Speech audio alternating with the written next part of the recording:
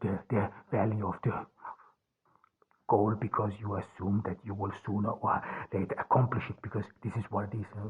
You cannot pursue something like money or whatever true love and then never find it because then you would not start pursuing it.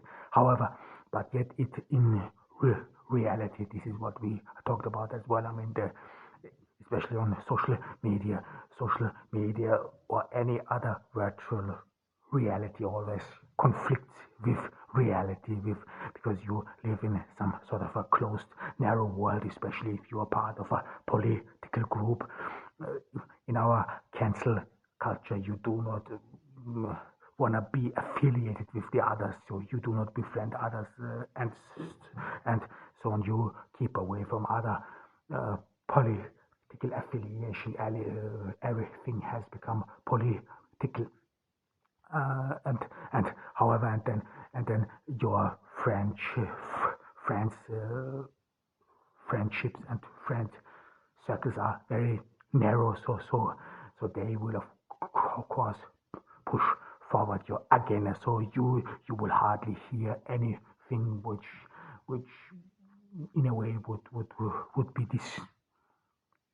displeasing for you, and so on. You would have to and partially to those social media groups, those closed groups or what have you, they are partially as well as to boost your motivation, but as well as keep followers together, keep followers chained to each other.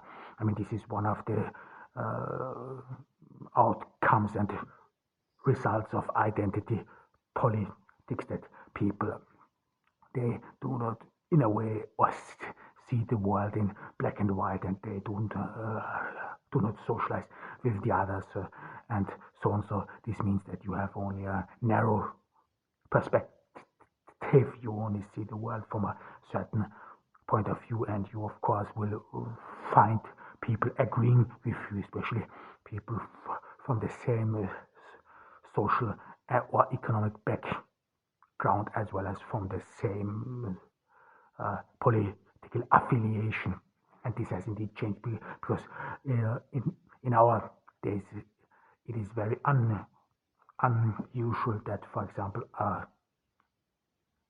millionaire or a billionaire is befriended with a normal guy, with a poor guy. However, so in that sense, you are partially shielded from it, and it can be, of course, as well as survival, or in a way to, especially the counter culture. If this counter culture or the values of the counter culture is in a way contested, it is, if it is ambiguous, like this counter culture being body positive. I mean, obesity, if it goes beyond it, is unhealthy. This is a fact. We know this. Everyone wants of it. Everyone wants you, and you get obese. This is for a fact. You get obese partially because you eat unhealthy. So this is a fact, and so it is in a way ambiguous if people then present themselves in being obese, being unhealthy, and so on, and in order to shield oneself from negative opinions, from negative, or from social media derision and so on, one always tries to shield oneself from certain influences, from certain people. So you are always surrounded by people who approve what you are doing. That's why this is another reason why social media is so addictive, because you mostly are with your friends, and those friends, if they partially follow you. I mean, if you're a friend, and if you are for example, if you have a friend who is obese, you maybe say to him or her that he or she should be careful and take care of themselves. But if this friend insists on the fact that obesity is good, is positive, whatever. I mean, it is not very likely that you will say something against it, even though if you know it's not good for your friend's health, so you would be cautious. So this is, in a way, another thing where social media, in a way, is detached from reality. And then, of course, every time when this a person meets people in reality who then look at his or her obesity in a derogatory way or even ridiculous. So then she needs some sort of motivation, some sort of self-esteem, or build up their self-esteem, and that's why she needs, she or her, she or him, uh, she or he needs then social media to boost their morale and so on. I mean, this is understandable in some instances, but don't get me wrong. There are, of course, instances we talked about. This is where counterculture maybe is something you have to consider as very positive. This is what I wanted to say as well. So, if we talk about counterculture, this doesn't mean that we see every counter or that I see every counter cultures negative, not at all. Only think about black is beautiful. This movement in the U.S. Beginning with the civil rights movement. So this was a very positive counter culture, and which embraced blackness in its in its whole, which before then was considered as negative, as was derided and so on. Even to this very day, there is excuse me, there is a lot of derision and prejudice against black people. This starts from black being ugly or whatever, and this counter culture raised in a way more self-awareness and was actually in a way very positive for black identity and black um, development of black identity. And you can then see in rap culture this, where it is partially then taken into. However, there are counter culture. It is not only in our recent history, or if you want to stay with counter culture, this as well as in Austria, as well as in Germany. I mean, this is especially among Middle Eastern migrants. I mean, Islam is derided. Islam is pretty much hated, and there, of course, you need the counter culture to mitigate the hate and impact of of this host culture or of other cultures, whatever. I mean, if you hear every time that Islam would be a threat and so on, of course, you need some sort of protect yourself from this notion, because it is not only one political group, whatever. This is always a lot of people believe this. However, but in general, so this doesn't mean this counter culture is bad. Now it can lead to a lot of extremism. This is another thing we have to consider, and this is then on our pathway to understand hate. And this hate is, of course, what we said here, and this is what you have to understand, or what we try to understand in our ongoing so far. This is what we assume again. This is, I do not claim full knowledge. So on, we are inquiring this issue in a way, in a social philosophical approach, and there we said that according to a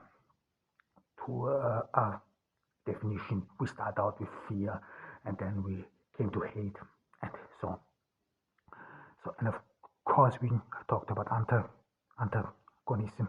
We talked about that it is necessary, and then of course every goal, every purpose has, in a way or another, the implication that you will reach this goal eventually, because you have already started consuming it. I mean, this is how your millionaire mindset, which is propagated on social media, and you already started aligning yourself with other people. I mean, I have not quite understood what this is all about. I mean, if you want to emulate Bill Gates, then it is, I would say, or if you want to emulate Steve Jobs or all those billionaires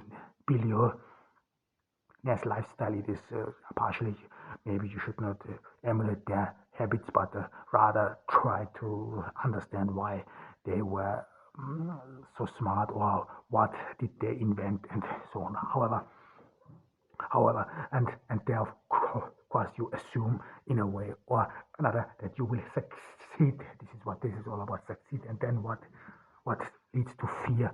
The fear, or is of course understandable, is that you do not succeed, and that all this purpose is in vain, because being being being a social outcast, or having to live in the social periphery was the main reason, or one of the reasons why you have created or took part in this counter culture, which then gave you meaning, which boosted your morale, which boosted your understanding. And then of course the counter culture had as well as its values, which is partially the same as the majority culture. However, being successful, I mean, this is with obese women as well. I mean, the goal there is being accepted. This is what this is about. So if you're obese, body positive, you want to have be accepted, but as well as you want to get likes like all these super models as well. So this is, in the end, it is, you could say, partially about physical appearance as well, because how can you see someone's good heart if you have only a photo? I mean, it won't make a change if this person holds a heart in your hand, or love, or whatever it is. I mean, this is what this is all about as well. So in the end, it stays and remains physical.